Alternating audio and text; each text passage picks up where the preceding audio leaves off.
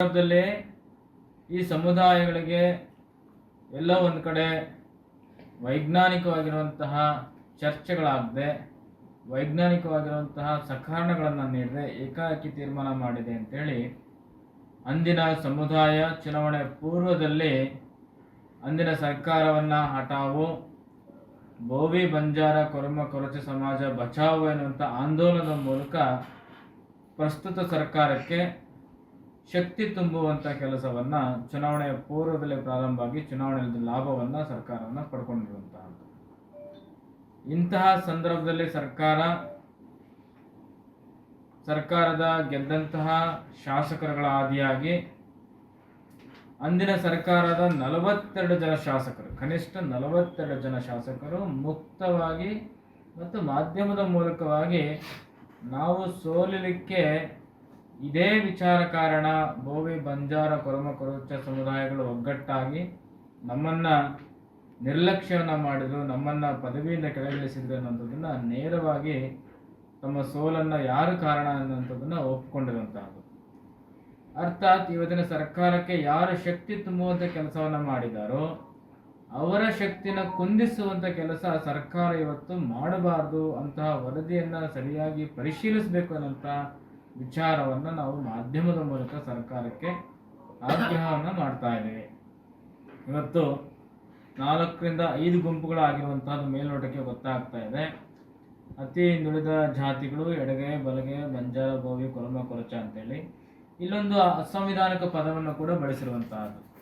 ಬಾಬಾ ಸಾಹೇಬ್ ಅಂಬೇಡ್ಕರ್ ಮೊದಲಿಗೆ ಸಂವಿಧಾನವನ್ನು ಕೊಟ್ಟಾಗ ಕರ್ನಾಟಕದ ಪರಿಶಿಷ್ಟ ಜಾತಿಯ 6 ಪ್ರಮುಖ ಜಾತಿಗಳು ಅಂತಂತಂದರೆ ಆದಿ ಕರ್ನಾಟಕ, ಆದಿ ದ್ರಾವಿಡ, ಬೋವಿ, ಬಂಜಾರ, ಕೊರಮ ಕೊರಚ, ಇವು ಬಾಬಾ ಸಾಹೇಬ್ ಅಂಬೇಡ್ಕರ್ ಅವರು ಮೈಸೂರು ಸಂಸ್ಥಾನ ಕರ್ನಾಟಕ ಇದ್ದಂತಹ ಸಂದರ್ಭದಲ್ಲಿ ಪರಿಶಿಷ್ಟ ಜಾತಿಗೆ ಸೇರಿಸಿರುವಂಥದ್ದು.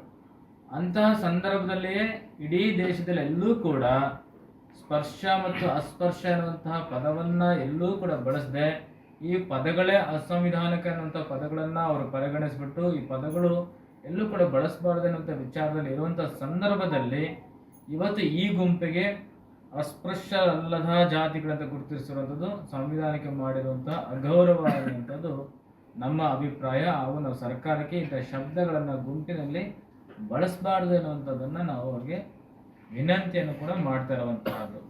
ಈ ಹಿನ್ನೆಲೆಯಲ್ಲಿ ಎಡಗೈ ಮತ್ತು ಬಲಗೈಗೆ ಸೇರಿ 11% ಮಾಡಿ ರಾಜ್ಯದಲ್ಲಿ ಬಹುತೇಕ ಆದಿ ದ್ರಾವಿಡ, ಆದಿ ಕರ್ನಾಟಕ, ಆದಿ ಆಂಧ್ರ ಅಂತ ಗುರುತಿಸಿಕೊಳ್ಳೋರು 99% ಜನ ಎಡಗೈ ಮತ್ತು ಬಲಗೈ ಜನಗಳಾಗಿರೋದ್ರಿಂದ ಆ 1% ಕೂಡ ಅದೇ ಸಮುದಾಯಗಳಿಗೆ ಸೇರೋದ್ರಿಂದ 12% ಅವರುಗಳಿಗೆ ಮಾಡಿ ಉಳಿದಂತಹ ವಿಚಾರದಲ್ಲಿ 4+1 ಅನ್ನುವಂತಹ ವಿಚಾರವನ್ನು ಮಾಡಿ ಈ ಸಮುದಾಯಗಳಿಗೆ ವೈಜ್ಞಾನಿಕವಾಗಿರುವಂತಹ ಹಂಚಿಕೆ ಆಗಿಲ್ಲ ಎನ್ನುವಂತಹದ್ದು ಮಾಧ್ಯಮದ ಮೂಲಕ ಸಿಕ್ಕಿರುವಂತಹ ಮಾಹಿತಿಯ ಮೂಲಕ ನಾವು ಹೇಳ್ತಾ ಇದ್ದೇವೆ.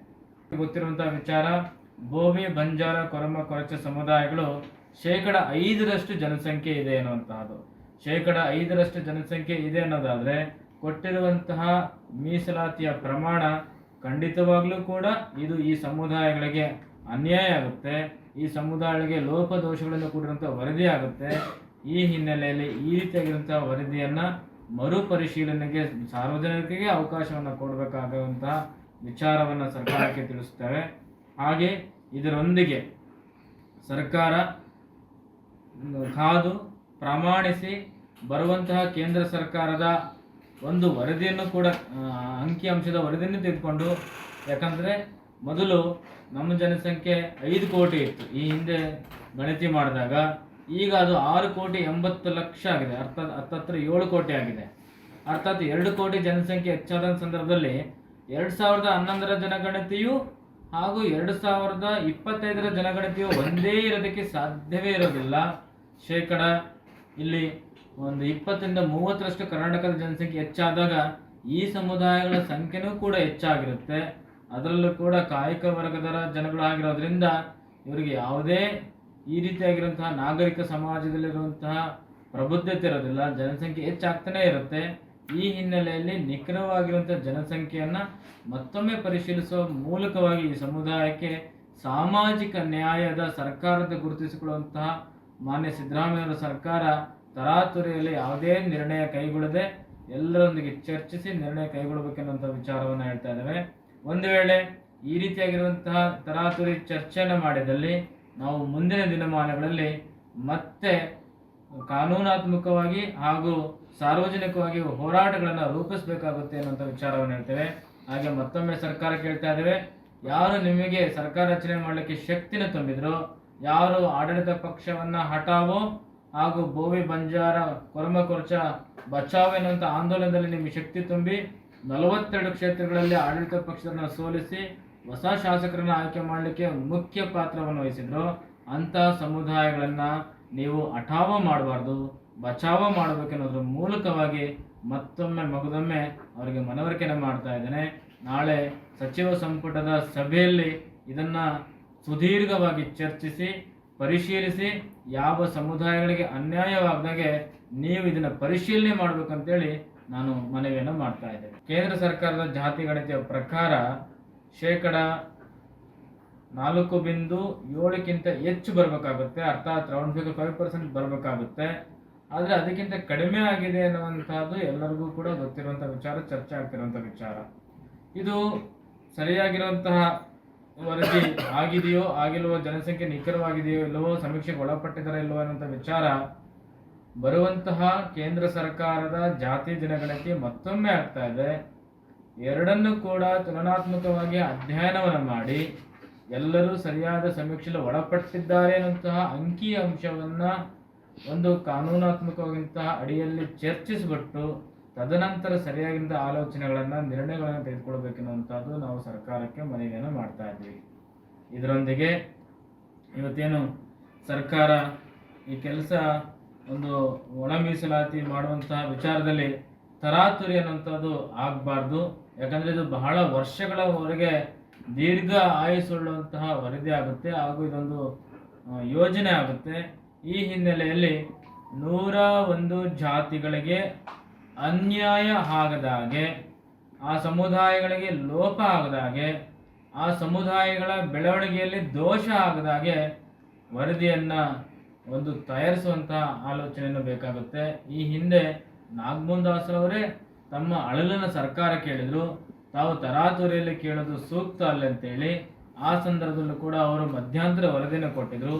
ಅದನಂತರದಲ್ಲೂ ಕೂಡ ತರಾತುರಿಯಲ್ಲಿ ಇದನ್ನೆಲ್ಲ ಮಾಡಬೇಕನ್ನೋ ಪ್ರಯತ್ನವನ್ನು ಕೂಡ ಮಾಡಿಸಿದರೆ ಎಲ್ಲೋ ಒಂದು ಕಡೆ ಯಾರದೋ ಮುಲಾಜಿಗೆ ಒಳಗಾಗಿ ಅಥವಾ ಯಾರದೋ ಒತ್ತಡಕ್ಕೆ ಒಳಗಾಗಿ ವರದಿಯನ್ನ ತಯಾರು ಮಾಡಿಸ್ತಾ ಇದ್ದಾರ ಅಥವಾ ವರದಿಯನ್ನ ತಯಾರು ಮಾಡಿಸಿ ಸ್ವೀಕಾರವನ್ನ ಮಾಡ್ತಾ ಇದ್ದಾರಂತಹ ಅನುಮಾನ ಜನಮಾನಸಕ್ಕೆ ಬರಬಾರದು ಅನ್ನೋದಾದರೆ ಸರ್ಕಾರ ತತ್ಕ್ಷಣ ವರದಿಯನ್ನ ಸ್ವೀಕಾರ ಮಾಡಿ ಸಾರ್ವಜನಿಕರಿಗೆ ವಿತರಣೆನ ಮಾಡಬೇಕು.